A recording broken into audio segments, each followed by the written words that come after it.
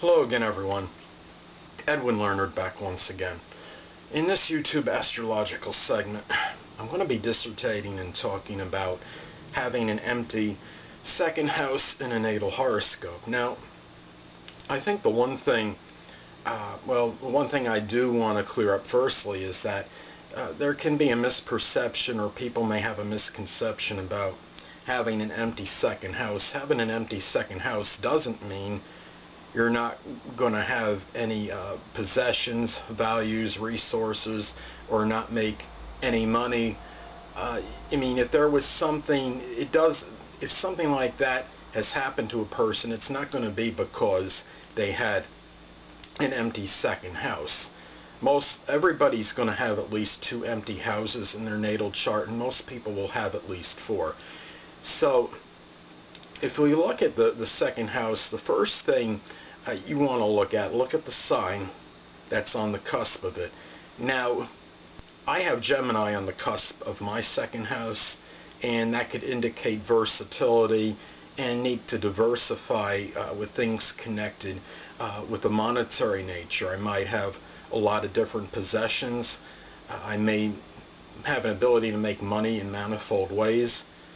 But in my case, I do have 2 planets in it, and I have 1 conjunct from the first. But on the other side of the coin, somebody that has 1 or more planets in the second house doesn't necessarily mean that they're going to be affluent or make a lot of money. A lot of it can depend on the aspects to those planets, and they're the aspects to the second house ruler, aspects to Venus. Venus also is connected with money besides love, romance, and relationships. So we look at this first, and after you look at the sign on the cusp of the second house, look and see where the planetary ruler resides, what house it's in. Now, if somebody has, let's say, Tom Cruise, for example, many of you know, renowned actor, he has an empty second house. He certainly has a ability for financial acumen and needs to make money. It'd be pretty safe to say. But he has no planets in his second house.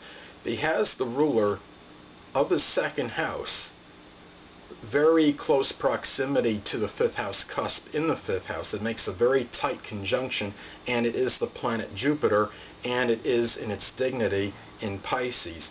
So when you evaluate a chart, you've got to look at the whole picture.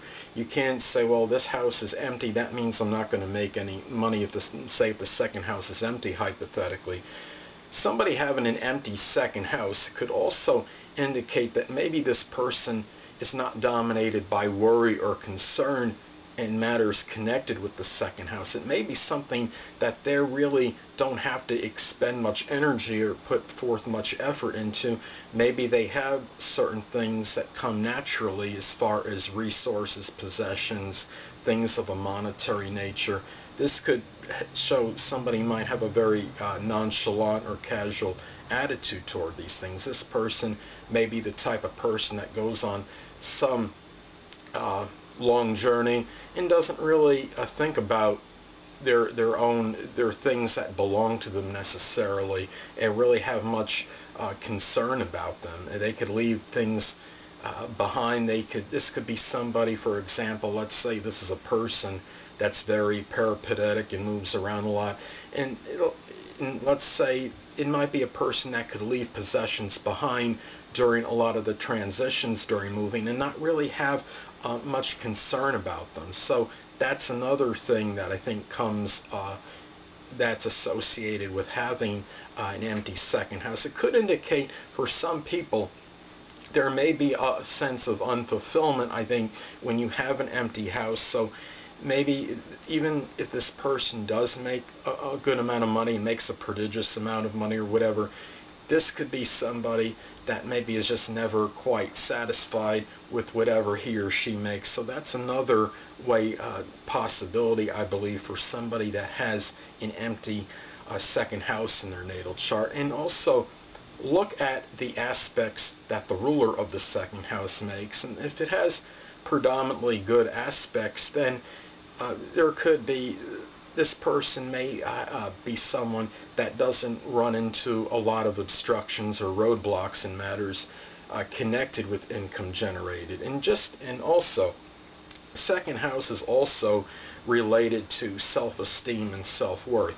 And just because if somebody has an empty second house, it doesn't necessarily mean that they're going to lack confidence or self-esteem or worth or self-worth. It could actually be somebody where the antithesis of this would apply, and it could be somebody that really has no problems with this because they just simply don't worry about these things that much, or put much emphasis on this in their thinking, because they really may have a what me worry attitude regarding this. So that is something to consider when you're looking at an empty house, and in this case an empty second house in a natal chart. So it's just really, I find this particular segment, these segments with the empty houses are very interesting, because it's funny how some people will think, well, I have an empty second house,